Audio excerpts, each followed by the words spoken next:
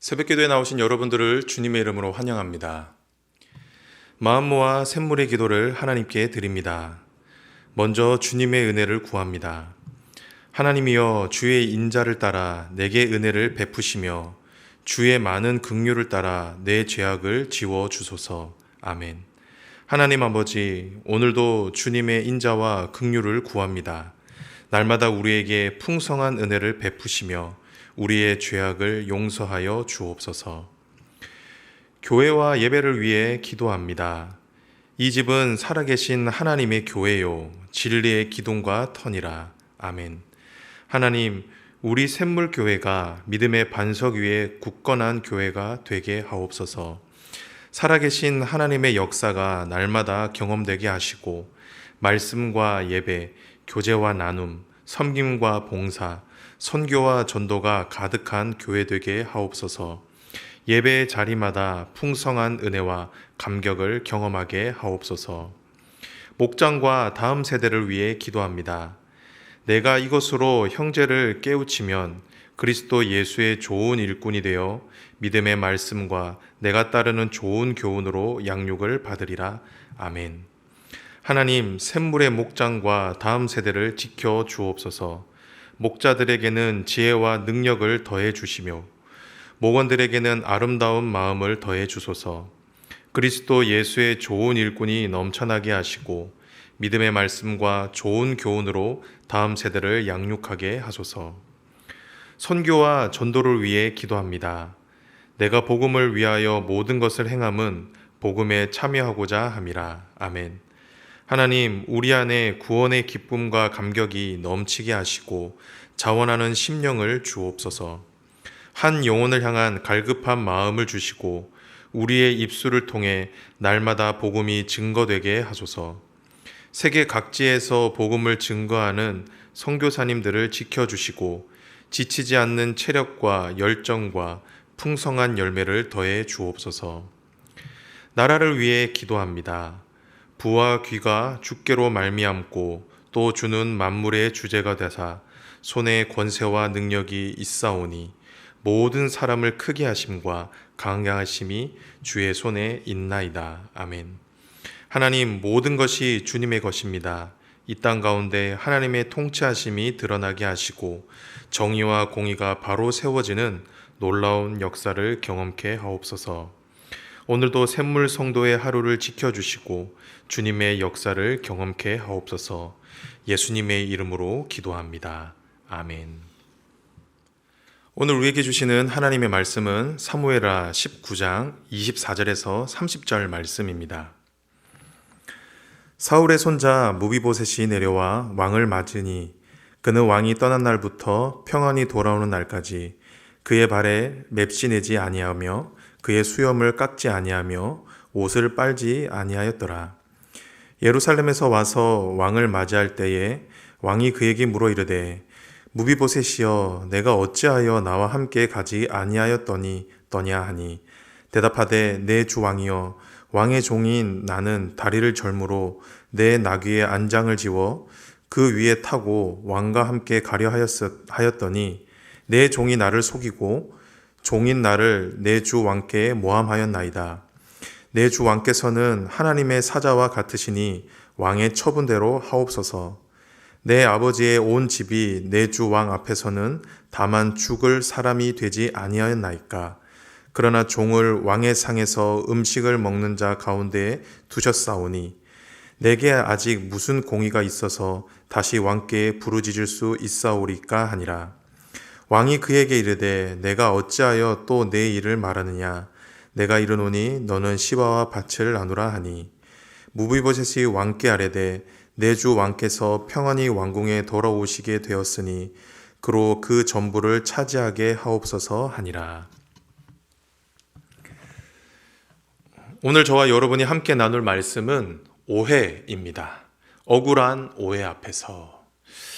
우리가 인생을 살다 보면 오해를 받을 때가 있습니다. 나는 절대로 그렇지 않은데 나의 말이나 행동이 오해를 불러 일으킬 수도 있습니다.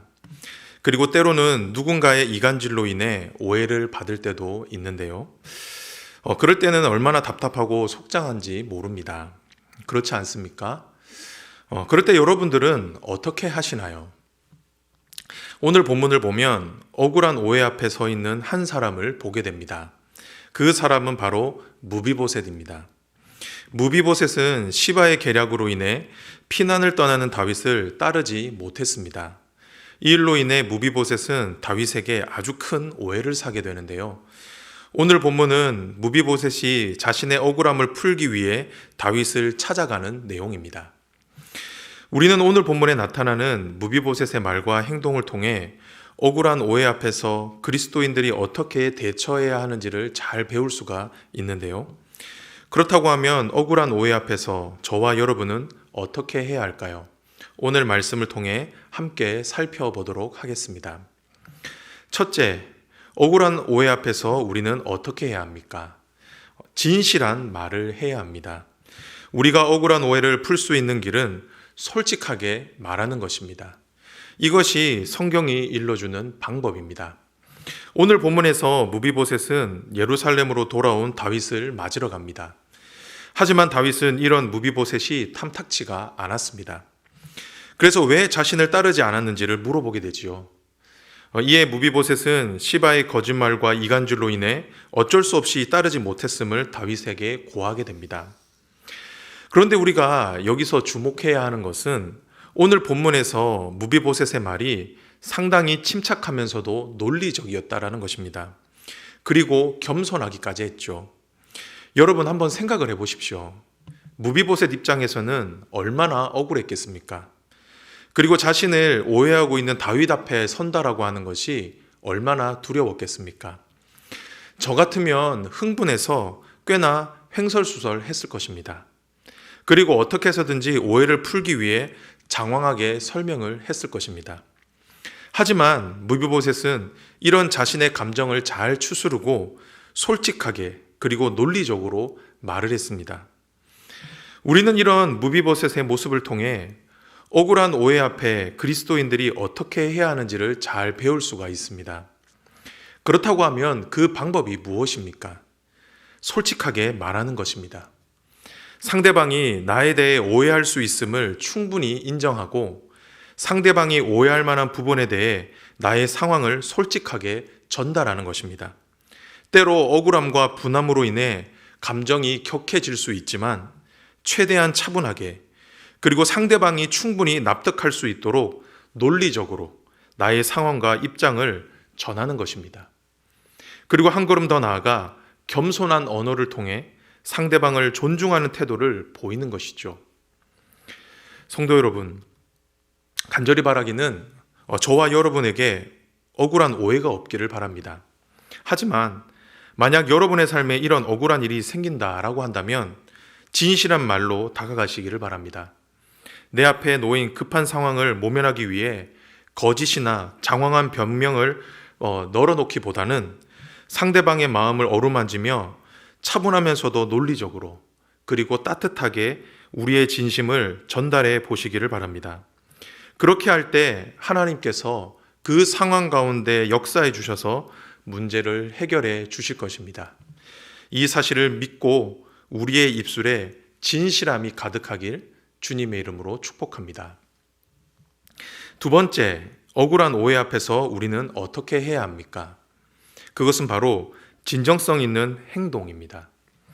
우리는 진실한 말과 함께 진정성 있는 모습을 보일 때 억울한 오해에서 풀려날 수가 있습니다. 24절을 한번 다 함께 읽어보겠습니다. 사울의 손자 무비보셋이 내려와 왕을 맞으니 그는 왕이 떠난 날부터 평안히 돌아오는 날까지 그의 발을 맵시 내지 아니하며 그의 수염을 깎지 아니하며 옷을 빨지 아니하였더라. 무비보셋은 다윗이 예루살렘으로 돌아올 때까지 발을 씻지도 않았고 수염을 깎지도 않았고 옷을 빨지 않았다라고 말을 합니다. 이것은 다윗이 압살롬을 피해 도망한 것이 슬퍼했다라는 것을 의미하는 동시에 다윗과 함께 하지는 못했지만 다윗의 고통을 함께 공유했음을 보여주는 행동이었습니다. 또한 27절을 보면 무비보셋은 내 주 왕께서는 하나님의 사자와 같으시니 왕의 처분대로 하옵소서라고 말을 하면서 판결을 다윗에게 맡기는 것을 볼 수가 있습니다. 그리고 30절에서도 무비보셋의 진정성을 엿볼 수가 있는데요. 다윗은 무비보셋의 재산의 절반을 시바에게 주겠다라고 말을 했을 때 무비보셋은 무엇이라고 말했습니까? 내 주 왕께서 평안히 왕궁에 들어오시게 되었으니 그로 그 전부를 차지하게 하옵소서라고 말을 했습니다. 자신의 전 재산과 권리를 포기하는 모습을 보여주고 있는 것이죠. 우리는 이런 일련된 무비보셋의 행동을 통해 진실한 말은 진정성 있는 행동을 통해 증명되어야 함을 잘 볼 수가 있습니다. 우리는 이 사실을 다윗의 삶을 통해서도 엿볼 수가 있었습니다. 다윗은 사울에게 쫓겼지만 결코 사울을 향한 자신의 충심을 버리지는 않았습니다. 이런 다윗의 진심은 사울을 여러 번 죽일 수 있었음에도 불구하고 그렇게 하지 않은 것을 통해서 증명이 되었죠. 하나님께서는 이런 다윗의 마음을 보시고 다윗에게 그 왕위를 물려주셨던 것입니다. 성도 여러분, 사람이 아무리 말을 잘한다 하더라도 그 말에 대한 책임을 지지 않는다든지 그 말과는 반대되는 행동을 했다면 우리는 그 사람의 말을 절대로 신뢰할 수 없을 것입니다. 오히려 더 큰 오해를 불러일으키게 되겠죠. 하지만 반대로 그 사람의 말이 진정성 있는 행동으로 증명이 된다면 그 말은 더 큰 힘을 갖게 되고 사람의 마음을 움직여 그 상황을 해결하는 열쇠가 될 수 있는 것입니다. 그렇기에 저와 여러분은 억울한 오해 앞에서 진정성 있는 행동을 보여야 합니다. 말만 앞세우는 것이 아니라 나의 진심이 전달되도록 우리의 행동도 함께 가야 한다라는 것입니다. 그렇게 할 때 우리의 진심이 상대방에게 전달되고 억울한 오해를 풀 수가 있게 될 것입니다. 바라기는 이 사실을 믿음으로 받으시고 진실한 말과 함께 진정성 있는 행동을 보이는 진실한 사람들이 되시기를 주님의 이름으로 축복합니다. 마지막인데요. 억울한 오해 앞에서 어떻게 해야 되는가? 그것은 바로 하나님께 맡기는 것입니다. 진실한 말과 함께 진정성 있는 행동을 했다면 그 결과는 하나님께 맡기는 것입니다. 이것이 성경이 우리에게 일러주는 방법입니다. 오늘 본문 29절을 보면 무비보셋에 대한 오해가 완전히 풀리지 않았다라는 것을 우리가 엿볼 수가 있는데요. 29절 한번 다 함께 읽어보도록 하겠습니다. 왕이 그에게 이르되 내가 어찌하여 또 내 일을 말하느냐? 내가 이르노니 너는 시바와 밭을 나누라 하니. 본문에서 다윗은 무비보셋의 말에 짜증을 냅니다. 옛날 이야기 그만두라는 것이죠. 그리고 무엇이라고 말합니까? 너는 시바와 밭을 나누라. 시바와 재산을 나누라는 것입니다. 이것은 다윗이 두 사람 사이의 판단을 유보하겠다라고 하는 표시였습니다. 즉, 둘 다 믿지 못하겠다라는 것이죠. 만약 무비보셋에 대한 오해가 풀렸다라고 한다면 다시 모든 재산을 무비보셋에게 돌려주고 시바를 벌해야 했을 것입니다. 하지만 다윗은 그렇게 하지 않았습니다. 우리는 성경을 읽을 때 이런 결과를 맞이하게 되면 조금 당황하게 됩니다.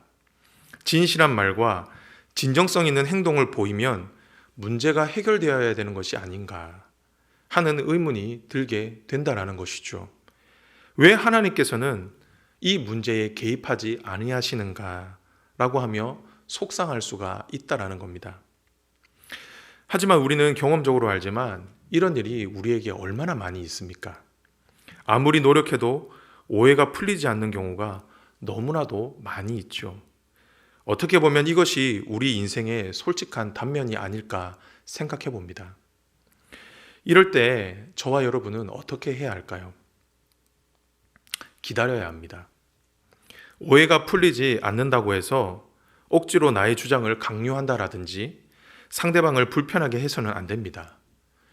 오히려 최선을 다해 진실을 말했고 상대방에게 진정성 있는 모습을 보여줬다면 이후의 일은 하나님께 맡겨야 되는 것입니다.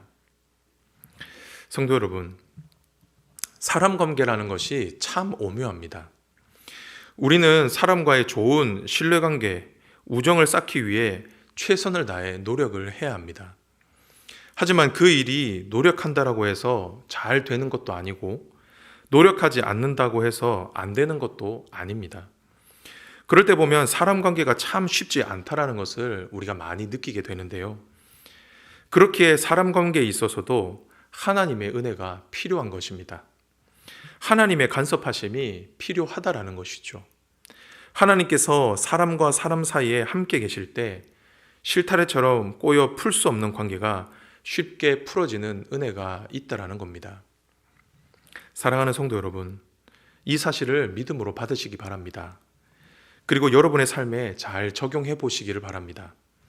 사람과의 관계에서 최선을 다해 노력하지만 그 위에 하나님의 은혜가 함께하도록 기도하시기 바랍니다.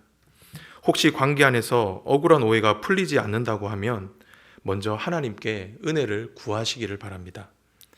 그렇게 할 때 우리가 해결할 수 없는 관계의 문제를 하나님께서 해결해 주실 것입니다. 바라기는 저와 여러분 모두 사람과의 관계 안에 하나님의 은혜가 풍성히 넘치기를 주님의 이름으로 축복합니다. 말씀을 정리하겠습니다. 오늘의 말씀, 억울한 오해 앞에서였습니다. 저와 여러분은 억울한 오해 앞에서 어떻게 해야 합니까? 첫 번째는 진실한 말을 해야 합니다.